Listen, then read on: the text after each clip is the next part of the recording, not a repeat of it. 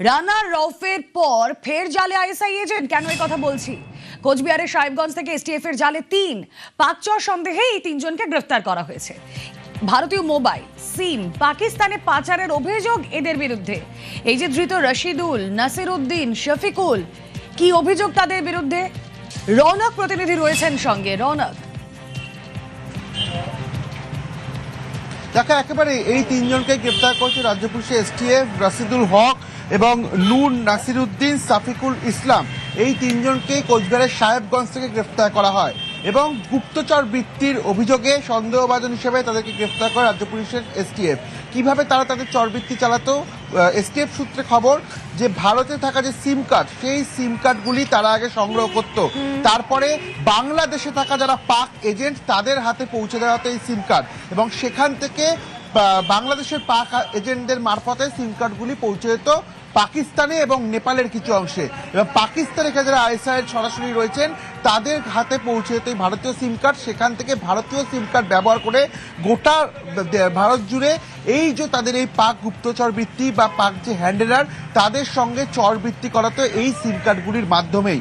এমনই তথ্য কিন্তু এসটিএফ এর হাতে উঠে আসে। সেই সিম কার্ডগুলি ট্র্যাক করা শুরু করে রাজ্য পুলিশের স্পেশাল টাস্ক ফোর্স, এবং সেই ফাঁদেই কিন্তু এই তিনজনকে ইতিমধ্যে গ্রেফতার করা হয়েছে। এবং এসটিএফ সূত্রে খবর এই তিনজনের সঙ্গে আরো বড় একটা নেটওয়ার্ক কিন্তু বিস্তৃত রয়েছে, যারা এভাবেই এই ভারতীয় সিম কার্ড সঙ্গে থাকো। পাকচর সন্দেহে গ্রেফতার সেই ছবি আপনারা দেখছেন এক্সক্লুসিভলি। যে তিনজনকে ধরা হয়েছে, রানা রউফ এবং তারপর এবার জালে আইএসআই এজেন্ট। কোচবিহারের সাহেবগঞ্জ থেকে স্পেশাল টাস্ক ফোর্সের অভিযান এবং এই তিনজনকে গ্রেফতার আপনারা দেখছেন।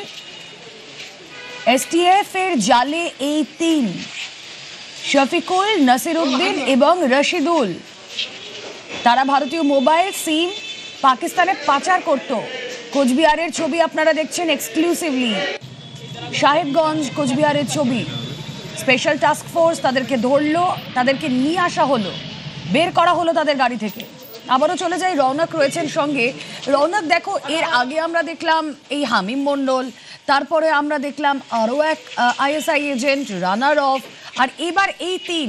কোথাও কি এরা একটা সম্মিলিতভাবে নেটওয়ার্ক চালায়? দেখো, তবে জানি নাকি এটা পুরোপুরি একটা ভিন্ন মডিউল।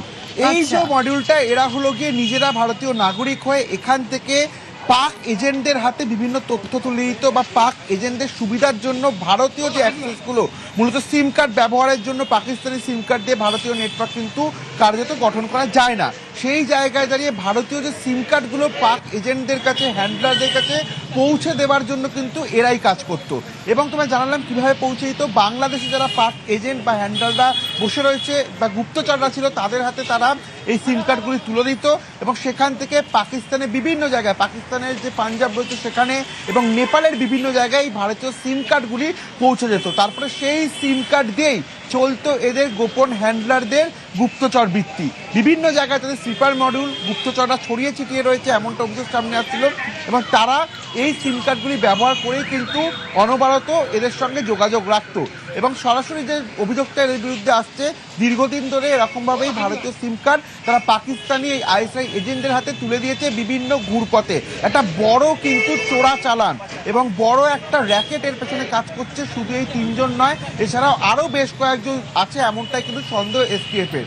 এর আগেই এসটিএফ খবর পেয়েছিল যে এরম ভাবে কিন্তু ভারতীয় সিম কার্ড কোন একটা র্যাকেট তারা পাকিস্তান। ওকে রৌনক, এবার আমরা সরাসরি একটু কোচবিহারে নজর রাখি। সাহেবগঞ্জে সহকর্মী শুভঙ্কর রয়েছেন সঙ্গে। শুভঙ্কর, এই যে তিনজনকে সাহেবগঞ্জ থেকে ধরা হলো, তারা এখানে কতদিন ধরে থাকছিল, কিভাবে তাদেরকে ধরা হলো?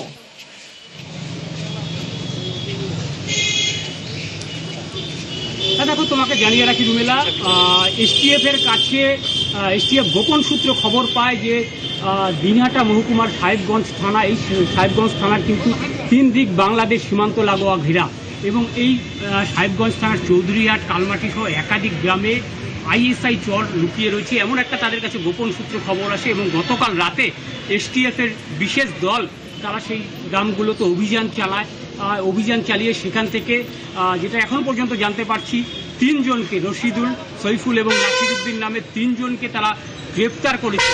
তাদের এসটিএফ এর যেটা দাবি, আইএসআই এর চর হয়ে তারা কাজ করতো, চর হিসাবে কাজ করতো এবং দীর্ঘদিন ধরে তারা এই এলাকায় ডেরা বেঁধে কাজ করছিল। এই এলাকার খবরাখবর, সীমান্তের সব কিছু তারা কিন্তু খবরাখবর নিয়ে তারা পাঠাতো, এমনই তাদের একটা এসটিএফ এর দাবি।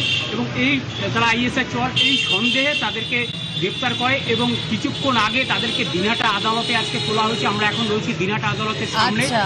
এবং দিনহাটা আদালতের বিশেষ যে কোর্ট আছে সেখানে বসেছে এবং এরপরই কিন্তু তাদের এসটিএফ তাদের নিজেদের হেফাজতে নিবে, নিজেদের হেফাজতে নিয়ে তাদেরকে জিজ্ঞাসাবাদ করে এই চক্রে আরও কারা জড়িত। এই যে সীমান্ত লাগোয়া গ্রাম, একদম বাংলাদেশি যে লাগোয়া গ্রামগুলো আছে সেই গ্রামগুলিতে আরও কোনো তাদের সহকর্মী আছে কিনা, আরও কোনো আইএসআই চর লুকিয়ে আছে কিনা, তারা কতদিন ধরে রয়েছে, তারা এখানকার বাসিন্দা কিনা, না তারা ওপার থেকে অর্থাৎ বাংলাদেশ লাগোয়া ওপার থেকে এসে ওকে শুভঙ্কর, আমাদের নজর থাক।